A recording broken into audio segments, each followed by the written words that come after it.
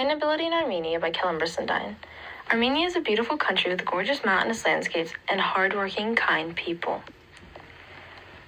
A country known for its religious history, it is also highly invested in sustainability and the making of a better future. Throughout the country, you can see bins like these for recycling in their effort to be more green. Unlike many parts of the world, Armenia is not a country that faces large amounts of water scarcity. Due to water fountains like these that are located all over cities like Yerevan and throughout the country, these have water that is coming from the natural springs of the surrounding mountains, such as Ararat. This allows them to provide clean water in their country from the water coming from the mountains. This is rare for most dry and arid countries like Armenia and sets it apart. During my travels throughout Armenia, especially as we traveled through more rural areas, there were so many buildings that had solar panels utilizing solar energy for power and heat. One such place, in the mountains of Armenia near Tatev on the Armenian-Azerbaijan border, was Aspet B&B. Aspet B&B is a small family-run B&B. As we will soon discover, they have implemented numerous sustainability practices from growing their own food, solar panels, collecting rainwater, and more. Due to their location in the mountains and lack of government assistance, many residents, like those of Aspet B&B, have done these sustainability efforts independently. This next part is an interview conducted between me, Kellyn Brisendine, and the owner of Aspet B&B. However, it has been voiced over due to the interview being conducted in Armenian and Russian.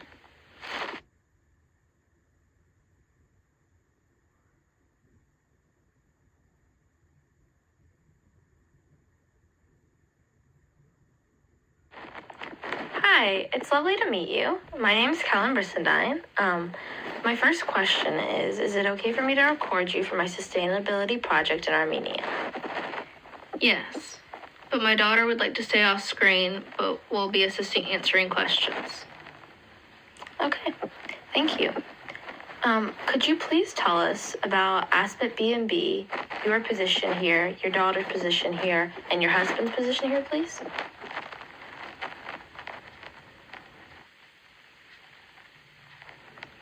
My husband and I are the owners and run Aspect B&B with our daughter. I do most of the cooking, my husband does the farming, and my daughter handles a lot of the administrative work.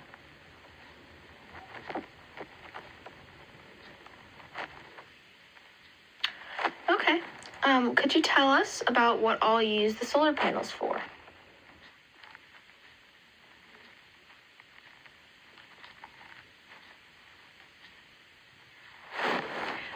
We use the solar panels to heat the water alongside natural gas, which we use to power everything.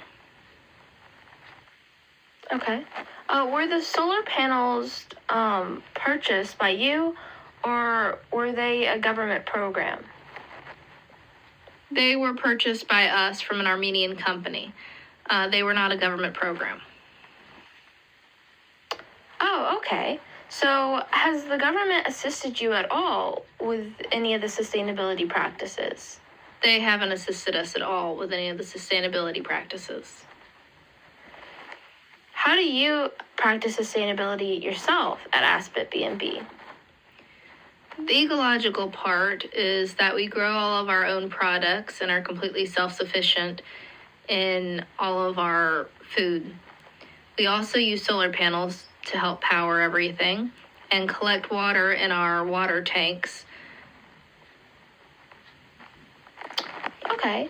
So due to your location, are there certain times of the year that sustainability is more difficult or things are harder to access?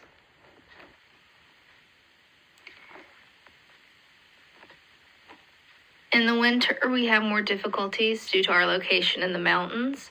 It can get very hard to leave because of the cold and the snow. In the winter, we also use the solar panels to help heat everything.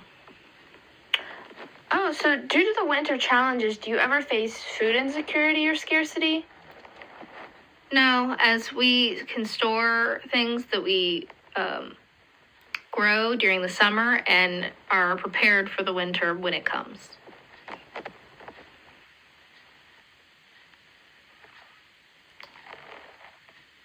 Is accessing clean water ever difficult? As in some of the locations in Tatev that we have been traveling, we've been told that it is harder for them to access the springs that most places in like in Yerevan are able to access? Due to our location, we only have access to water 2 to 4 hours a day. So during those 2 to 4 hours, we have to fill up our water tanks and get all the water we can so that we have access to water throughout the rest of the day. And that's the water that we get and are able to use each day. Does that happen year-round where they only have water 2 to 4 hours a day, or is it only during the summer when even that is available? During the summer, due to the heat, there's less water available, and in the winter, there is more water available. Oh, that's so interesting. Wow, I never would have thought that. Thank you so much for your time, and thank you for this wonderful stay here. We've really appreciated all that you've done for us. Thank you. As we enter into one of Aspet B&B's communal living spaces, we can see many of the sustainability practices that they have implemented. In this particular part of the guest house, there are 3 separate bedrooms. They can sleep about 8 people total with a communal bathroom. Starting with their bathroom, they have sunlight, which allows enough natural light in that they don't need to turn on the light except at night. As you can see here, it's already really bright in here due to the sun, but once I turn on the light switch, it gets even brighter. This helps them to save energy from their solar panels by not using the lights during the day.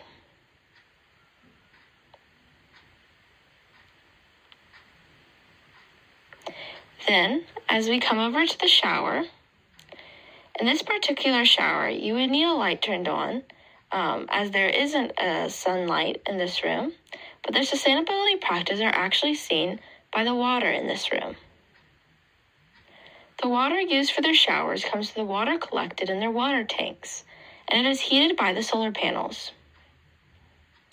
They initially told us that it would take several minutes for the water to heat up, but it actually was almost instantly hot. Better than mine at home, if I'm being honest. Then, as we venture into one of the bedrooms, which was the one I shared, I apologize for the mess. But again, they utilize big windows to provide a lot of natural light during the day so that the overhead lights aren't needed except at night. Even in some of their back bedrooms, there is still a lot of natural light coming through. Now, a light would probably still need to be turned on, but overall, they are utilizing a lot of sustainability practices, especially by saving a lot of energy through natural light rather than keeping the lights on constantly.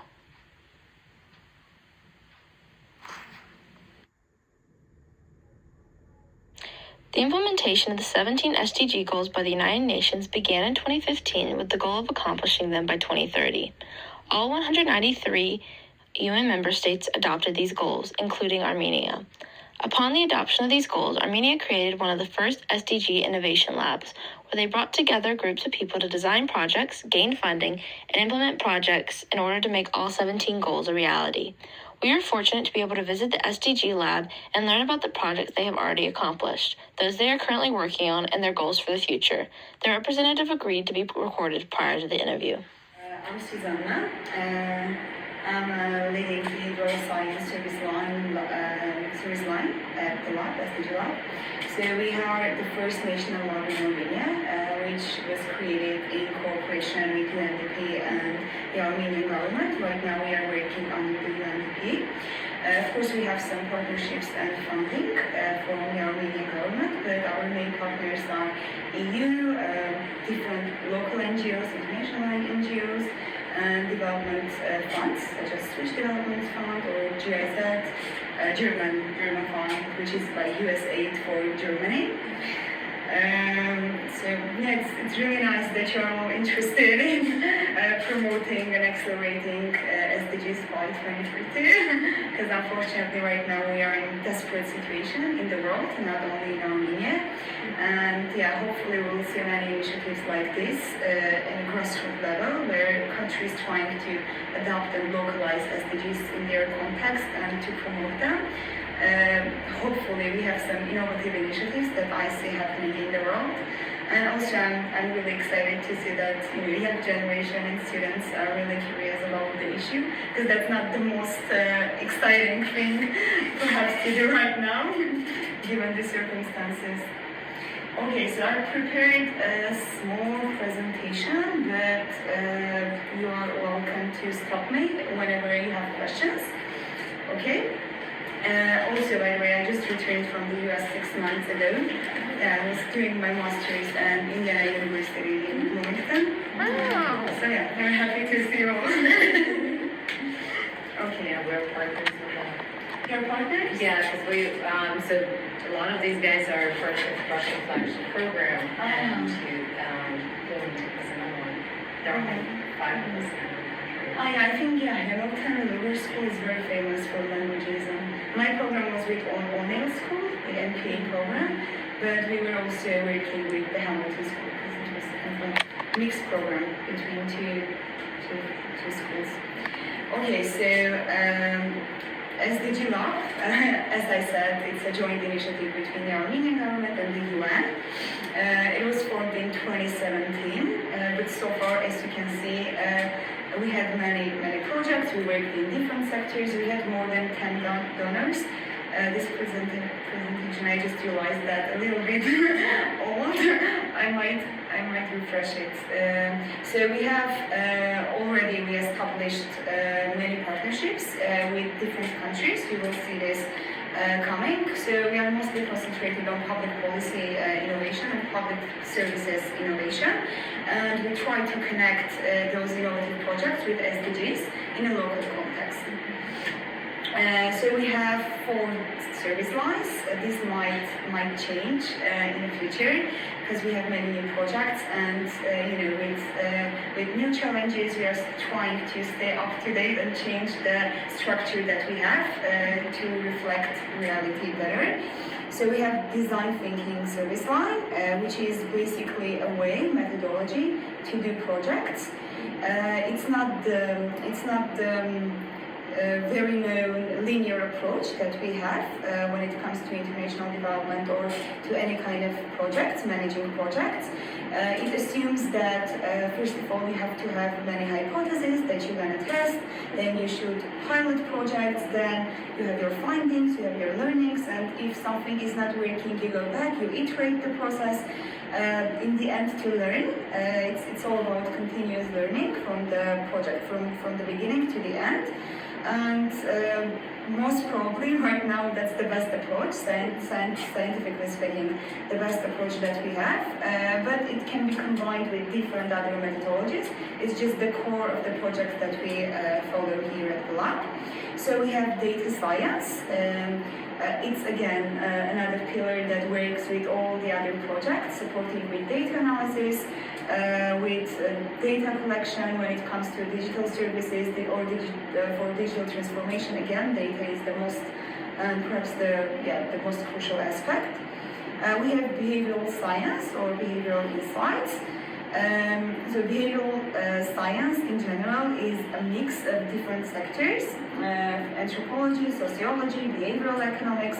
I myself I did my bachelor's in economics, then I did my master's in international affairs, but I specialized in international development and behavioral economics, which is a very niche topic, I believe, right now developing a lot, especially in the UK as well as in the US.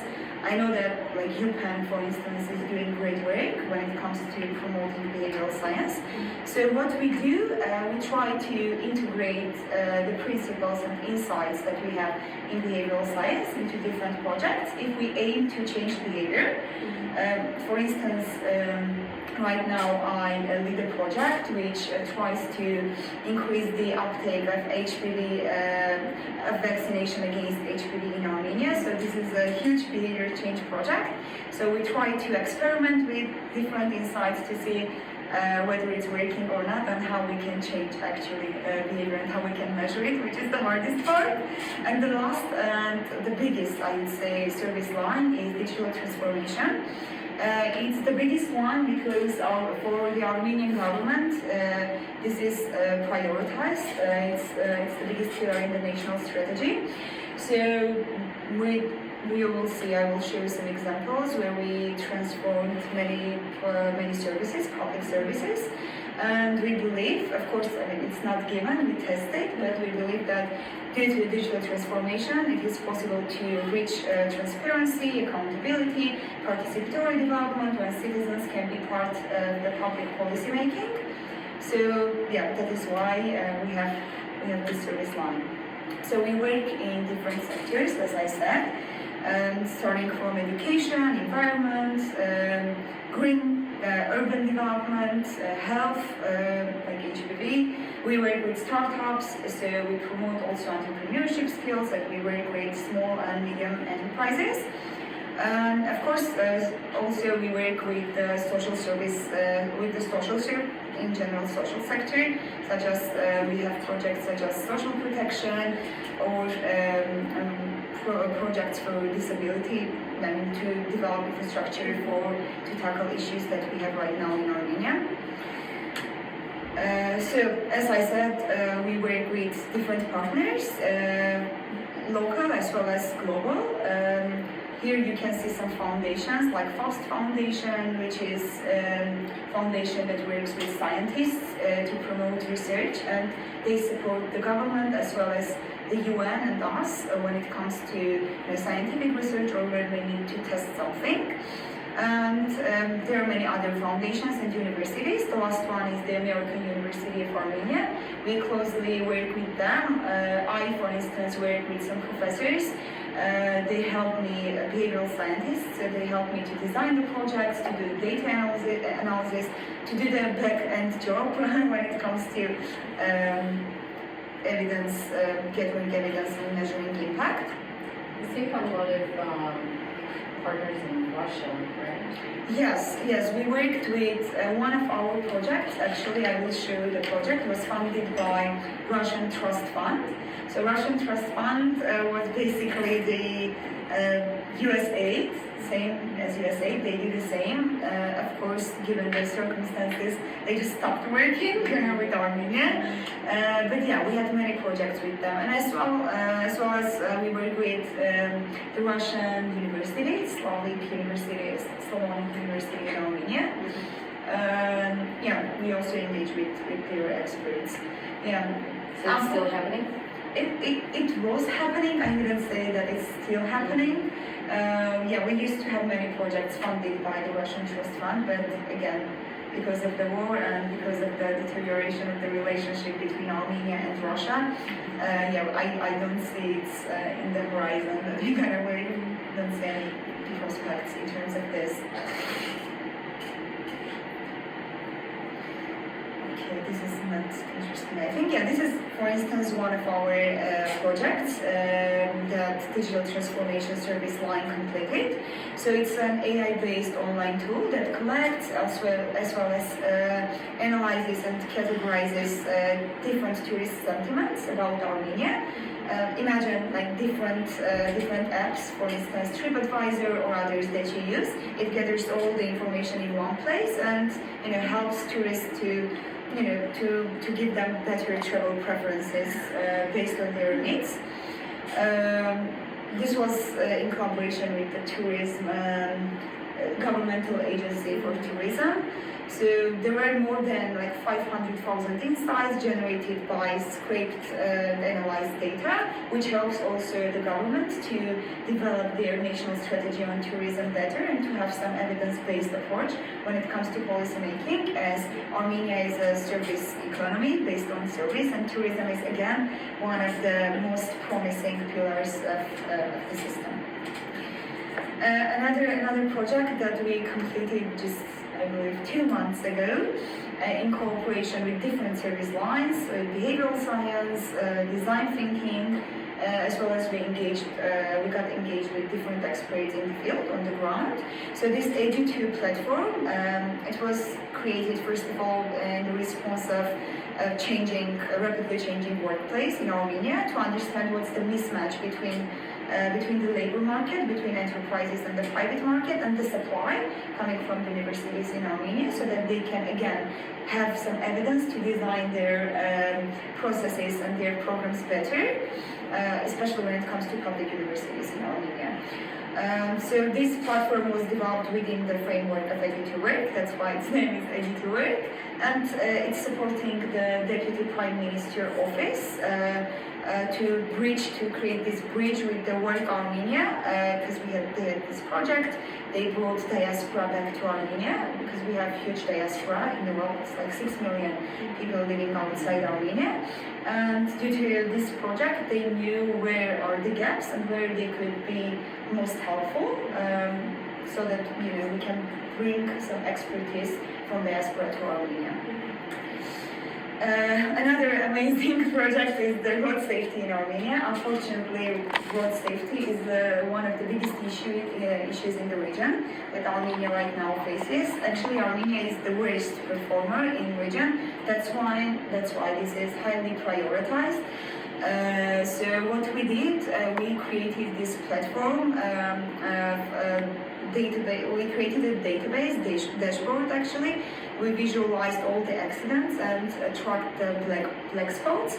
Black spots are the spots where most of the accidents happen, so that the police department can have this live whenever it's happening, and they can understand first of all why it's happening. If there are, I don't know, 5 crashes, let's say in a year in one place, then perhaps something is wrong with the infrastructure. And also they were able to do trends analysis to analyze in general the behavior to understand what's the reason of such accidents. And we designed experiment. We had an experimental design. It's called RCT. I don't know if you are aware of these methods. It's like randomized controlled trial. This is the tool that we use. So what we do basically, we randomize the sample. Let's say we have a sample of 10,000 of people. Data is provided by the police, of course. And we randomize them. We give treatment to some groups, and we don't give treatment to a certain group that have to be very similar to one another, so that we can assume that the result that we will see in the end will be because of the project, to be able to do causal inferences. So we sent messages, different kind of messages, emotional messages to drivers. We sent financial incentive messages by using game framing. For instance, we said that if you don't do 7 accidents, let's say in a year, then you will save this amount of money. Or because of this accident, a child was, dead, and that's why it's very bad for his family. We had real pictures, and it was an emotional message, and different types of framings. And then we realized after the analysis that the best one was the game framing. So what changed the behavior of drivers was the financial loss that motivated them to drive in a more cautious way and not to violate rules, because all these accidents mostly were happening because of speed violation. So these were the results that we had, and fortunately, to make it more sustainable and to scale it up, police department with the ministry will do the social big campaign and advertise this way by using this framing. so that we can have a bigger scale impact. So does Armenia have the same kind of like, because I know we do like a similar thing in the US where our car insurance, like you gotta get the financial incentive that if like you don't get in so many, like you don't get in a wreck in a year, then your car insurance will be like go lower, but then like if you get in a wreck it'll like spike higher, and that's another way to pay. Is that like kind of like a similar thing in Armenia where like it's kind of like a car insurance is the way you guys did it through? One of the framings were about the insurance system exactly. Yes, we have the insurance system. You don't get any incentives if you do not crash it or anything. But if you have an accident, yes, your price is going up and up. So again, you are losing money. So one of those framings were that if you don't violate speed, then your insurance price will not go up, and again, you will save some money. Yeah. Okay, this was about the analytical dashboard that we created for the police. And we have many digital transformation projects. Actually, I mean, this was already completed. This one is very interesting. This is done with WHO, World Health Organization. It's called Barev Balik. Translated from Armenian, it means hello, son or daughter, I don't know. Infant. It's the first digital platform and an app for child and maternal health care in Armenia.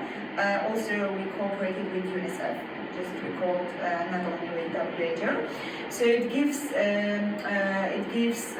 first of all knowledge to mothers how they can take care of themselves as well as their child, and also it connects them with doctors, with the specialists in the field. So that they can have better exposure when it comes to trying to find help.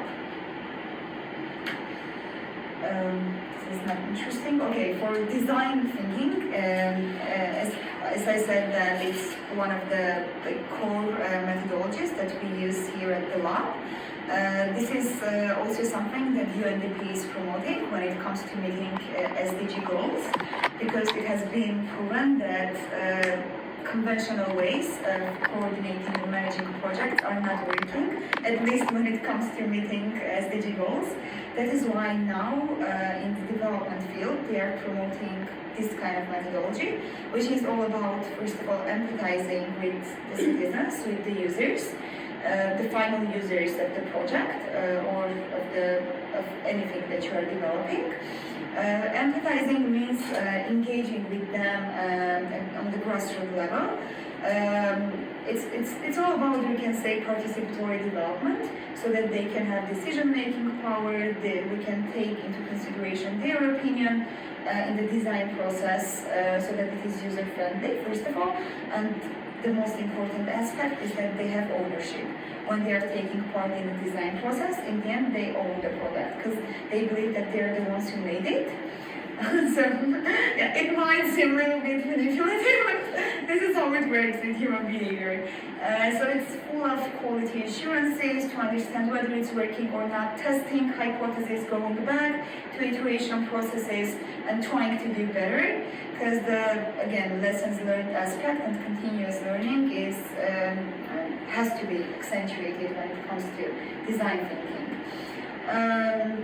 Yeah, that's it. And as a result, I would say that most of the success that we have with our project, it comes from, first of all, the methodology, openness to listen to people, to do different co-design sessions, social listening sessions, and I would say also working on the ground in the field, understanding people and understanding the local context. Because in Armenia, even there, there are some tendencies and some guidelines in international development, because the local context is so different. Coming back to the collapse of the Soviet Union, the Russian influence that we had on Armenia, still there is huge influence, especially when it comes to economy. So I believe that it's really important to understand the local context. It's amazing if the ones who do the project on the ground know Russian and Armenian, because in many regions people do not know English, so they understand Russian. They speak Russian because it's their second language. In terms of culture, it's important to understand how it works and how it evolved. To design better projects. And I believe that nowadays UNDP and other international organizations are focused on exactly that, trying to localize projects, as well as USAID is promoting localization and participatory development. So hopefully we'll see some changes. Okay, and the last interventions that you might be interested in, to keep it short because I know that it's too much. They are behavioral interventions. I can show you different slides. Just a minute. Slides that I was developing.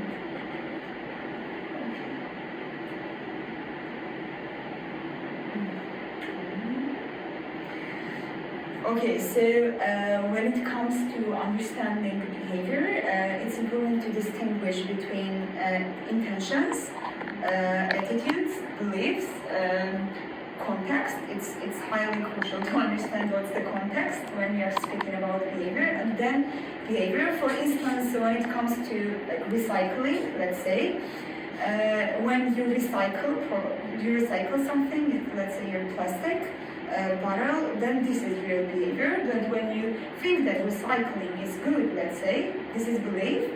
And what do you think? What's the attitude? What can be the attitude about recycling?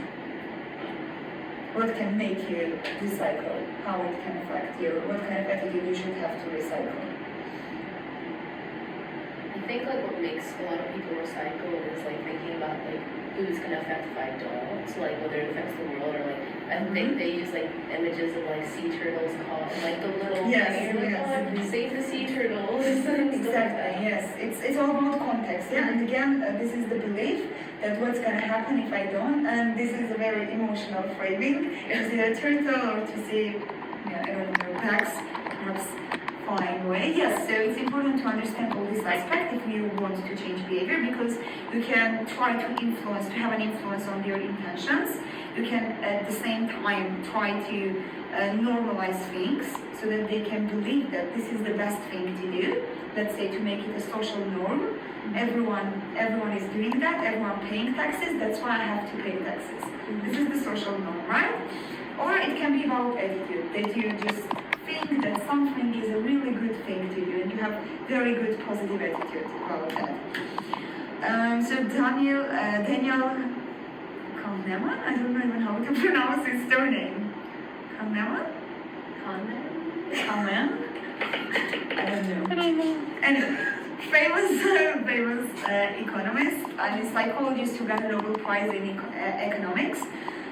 Just died, by the way. He has this amazing book. If you are interested in the topic, you can read. It's called Fast and Slow Thinking. So what he's trying to prove in his book is that there is the fast working brain system, let's say. Of course, this is a oversimplification when I say just to visualize it better. And there is this slow thinking part, system 1 and system 2. System 1 is very fast. It relies on your emotions. It triggers your emotions. It triggers your biases. It is affected by social influence. What is the social norm? What's the culture prevailing in society? And it is very intuitive, while the slow thinking is all about reasoning, about rational thinking. So most of us, we live by utilizing our system 1, which is very emotional, very fast, and very primed, by the way. So what we do, if we want to change behavior, we first of all want to tackle all these things that affect our system 1. So he's like the godfather of the behavioral science. That's why I bring always this example. And also he got the Nobel Prize for this book. A very informative one. Okay, also if you're interested, we can do a quick task. Who wants to volunteer? We need one. You? I don't know what this is. Okay, the task is this. You're gonna say, okay, we cannot do this task because it's in Armenian. You don't know Armenian, right? Armenian letters? No. Okay, I'm so sorry for that. Oh, were you trying to do? Oh, I know. Yeah. Where the colors Is different from Yeah. Something like I that. did research on that last year. Yeah. I actually participated. Yes. Really? Yeah. Okay, I'm sorry. Did not. Just Armenian. Okay, we will continue without that. It's a true test, right? Yes, it's true. It works. I mean, there is an empirical evidence for that with a big sample size. So yes, we can generalize, but we have to be cautious. That's why we can't always test that. So yeah, as I said, system one it doesn't make us irrational. I wouldn't say that it's ethical to say that we are truly irrational, but it just makes us human. And we are, yes, mostly driven by emotions than by rational thinking and reasoning. I said this before, and this is actually the design, the life cycle, let's say, of a project, which starts from framing, as I said, empathizing with people, mapping to understand what are the issues and where they are located. And then we ideate, so we try to find solutions. We prototype and test to understand whether it's working or not. If needed, we go back to the research processes to start it from scratch. If it's good, then we launch. But again, this is very context-based and can be highly sensitive when it comes to generalizing. We cannot say that because this thing worked in the UK, most probably this can work in Armenia. This is something that many countries did, unfortunately, with modernization theory and everything. But hopefully we understood that there is no one-size-fits-all solution to this kind of wicked problems. I call them wicked. So when it comes to generalization, I wouldn't say that behaviorally informed projects or messages are the best to just copy and paste and replicate. But this can be a good way to see how it's happening and what can be taken from that example. So it's not that easy that it seems. This is just an example. You can imagine, for instance, an example of the policy that, let's say, government wants to pass, which aims to increase the sales of fruits and vegetables in the country. So I don't know how many questions you can have when the government wants to enact this kind of policy. What would you say? Are they going to lower? Are they going to lower prices? Because that would then hurt the farmers, other people that then you're not getting as much money from the sales. Mm-hmm. Yeah, this is one of the solutions, I believe. For instance, in Canada, they are doing that, trying to subsidize. In many countries, actually, they are doing that. Or if they want to promote healthy behavior, products with less sugar, because cheaper than the ones that have high sugar. So yeah, this is one of the examples. Okay, when it comes to behavior, imagine some other questions, like what's the goal, what's the end goal of the project? Who said that increased sales of the fruits and vegetables in the end will lead to consumption of fruit and vegetables? Yeah, you can buy a snack and it will not rot. You can keep it in 2 weeks. But there is a saying, there is no right time for an apple, and it can be the same for fruits and vegetables. You said that extra sales will not mean more waste, first of all, or does the consumption itself will lead to healthier lives? There is this tendency, again proven by behavioral science, that when you do healthy stuff, healthy things, like when you work out or you consume healthy food, you try to somehow reward yourself by doing, by having snacks or bad things, because you did something good, so now you can do also that. So as a result, you can gain some weight even as a side effect of this. So this doesn't imply that consumption of fruits and vegetables will lead to healthier lives. And in the end, who said that, again, this will not give license to people just to have another seeker's vote. Okay, and some examples, again, with the project. This one is so complex. Okay, this one is good. It's about increasing tax compliance in Armenia. So we did this, by the way, with Russia. It was funded by Russian Trust Fund and with other international donors.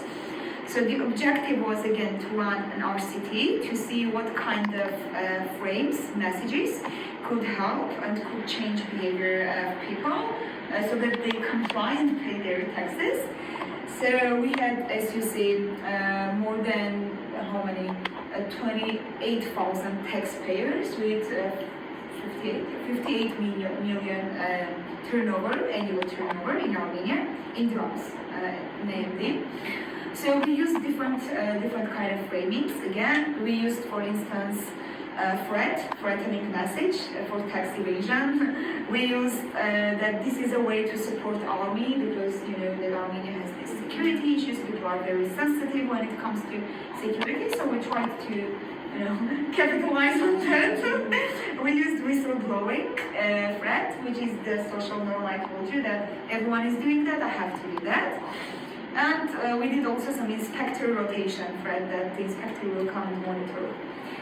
So in the end, what worked the best was the whistleblowing threat because of the social norm that, and also it's not only in Armenia, it also worked in the US and many other countries, that the best way to address this issue is that to make people understand that everyone is doing that. This is the established social norm and you are an outlier if you are not doing so. The punishment will be severe. So yeah, it worked well. It increased the tax compliance by more than 10%, like 13.7% in Armenia. We did this in collaboration with UCL, a university in London, in the UK. I told you already about the road safety thing, and okay, the last project besides HPV, because I'm still in the process with HPV. This is another healthcare related issue. Again, we do with WHO, and by this we cover many SDG goals, starting from poverty to the third SDG, which is about strong health and well-being. I believe well-being. So it's about boosting cancer screening uptake in Armenia because unfortunately breast cancer is the first most pervasive cancer type in Armenia. So what we did, again, we designed an experimental project. We randomized, we had control groups, treatment groups, we sent them SMS messages. First one was just an invitation to go and to do an annual screening with a general practitioner. The second one was a reinforcement with the reminder that you should go and do the screening for your health and so on. And the last one was framed messages. So we used three framings. Negative framing, which was about the potential negative consequences that you, when you don't go and do the annual screening thing, and other messages like, for instance, do it for your beloved people, for your community and stuff. And the best result that we got was the reinforcement with reminders. So when you reinforce this basic, like baseline message, which states that you have to go and do your screening with reminders, that this is the right time, go and do, because people have this present bias. You believe that you will do in the future, but you don't. You always procrastinate. So it helps. Sometimes it does. So this is all. I believe. I know that it's too much, but if you have questions, so and would you like to ask? Go ahead. With your current project for the HPV vaccinations, what is the biggest cultural norm or societal kind of attitude that you're struggling to overcome?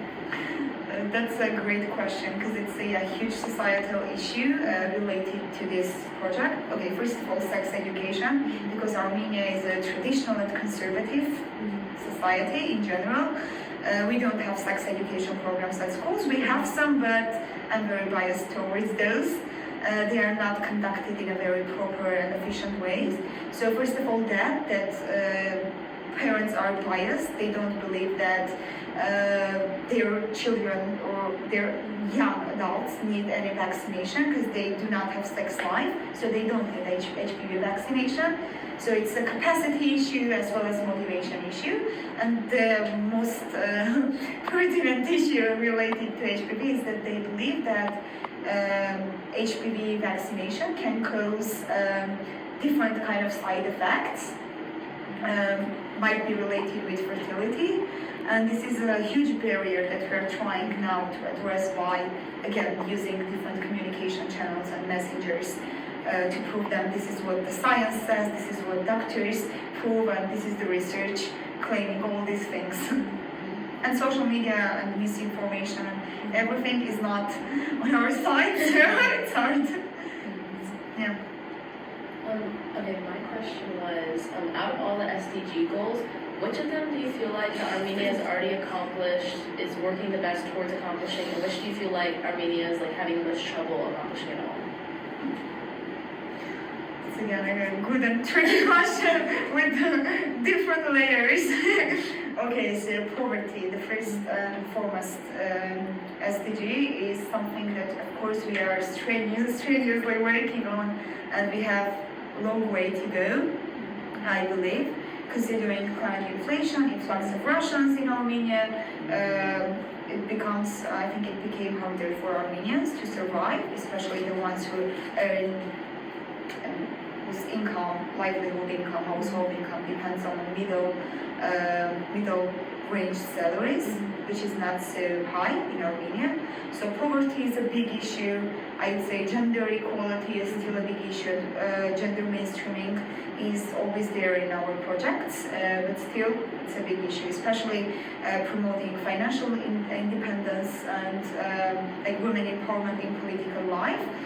I would say that we have very good results in healthcare and in well-being when it comes to healthcare, and many projects on this. We have again good results when it comes to social protection. Right now we have big projects funded by EU on this. We are trying to change a little bit the structure of the pension funds in general, how they work. So yeah, but it's a very tricky, very tricky and multi-layered question. Could you tell us more about the gender equality? How we tackle or what are the Yes, what your current projects? Yeah. So actually, because UN has one approach when it comes to gender equality, like Bible for gender equality, that is the same for all the countries. You try to adapt it and localize somehow. That's what we did. So UNDP has different pillars. Innovation is one of those, and SDG Lab works under the innovation portfolio, but we have socio-economic portfolio, gender portfolio, and environmental portfolio.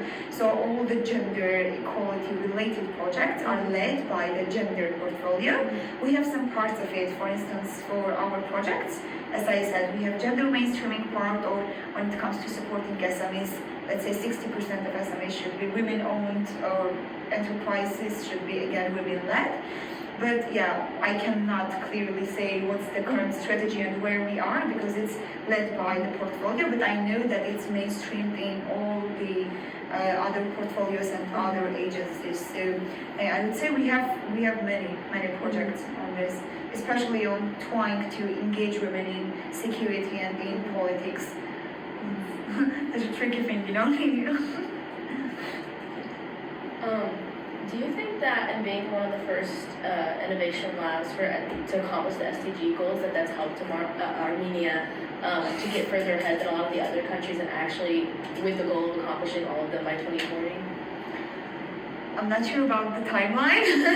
I would say yes, of course. We are cooperating with different labs in the UK, in Portugal, as well as in Sweden. I just returned from Sweden. We had this collaborative partnership, we might say, with their one of their labs. So yeah, we are trying to cooperate, and why not to promote SDGs, to tackle SDGs in a very innovative way, because other ways are just not working, especially for countries like Armenia, where we have resource constraint, and the only thing actually that we have on the table is human capital, so we have to utilize it fully. So yes, I believe also in the UN system, I think this is a good practice for them as well. Like, I know that UNICEF is trying to do this kind of initiatives in different countries, and we are trying to cooperate with them and share best practices. Do you also feel that the Armenian people as a whole view sustainability as something they want want to accomplish and want to get towards, or that it's something that they don't view as something that they want to accomplish? So I feel like there can be a different view in other countries where certain countries are on board with sustainability, especially the people, and other countries you don't see that as much.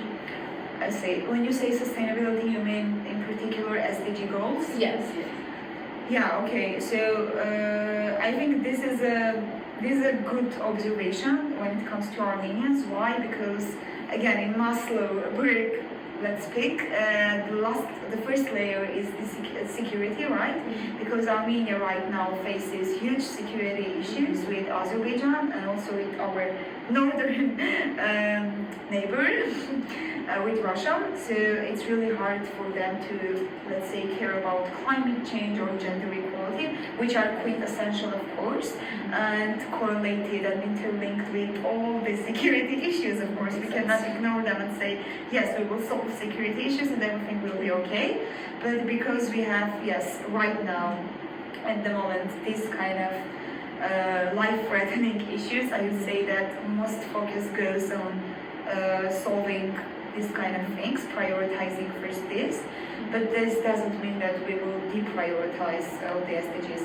I would say that before this issue and aggression over Nagorno-Karabakh, Armenia was doing much better, especially after 2018, the Velvet Revolution that happened in Armenia.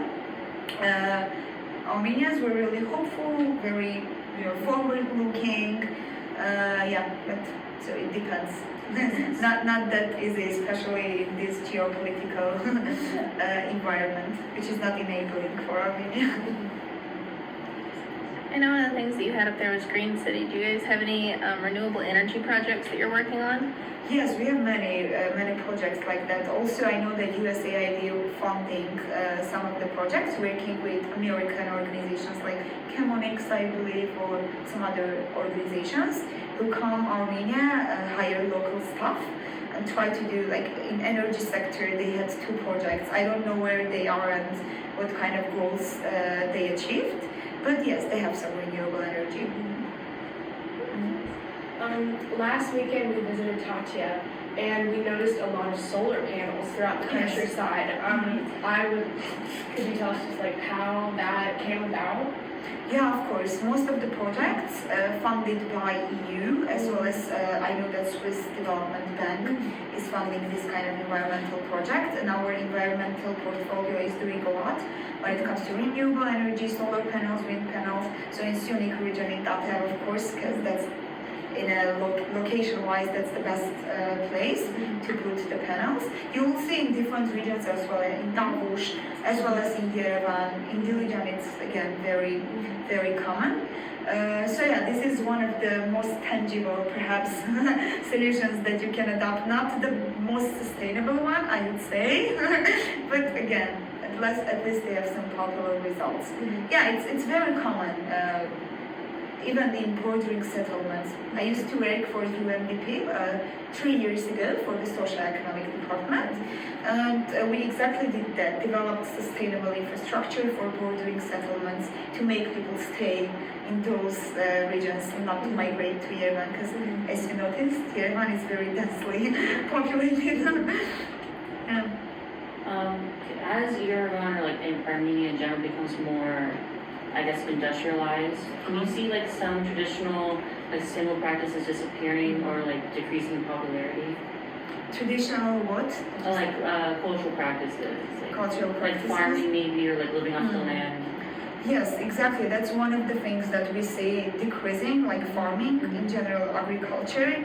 Many Armenians, not starting even now when the industrialization started, many Armenians living in rural areas, they just left Armenia for other countries, like for Russia, for instance.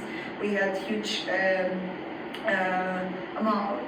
number of people leaving Armenia for that, because this was not very profitable for them, and also there was not benefits coming from the government, subsidies or any kind of advantages. So they preferred going and working in Russia, let's say, driving taxi or doing any kind of manual work, rather than staying in their lands and trying to do something, develop it.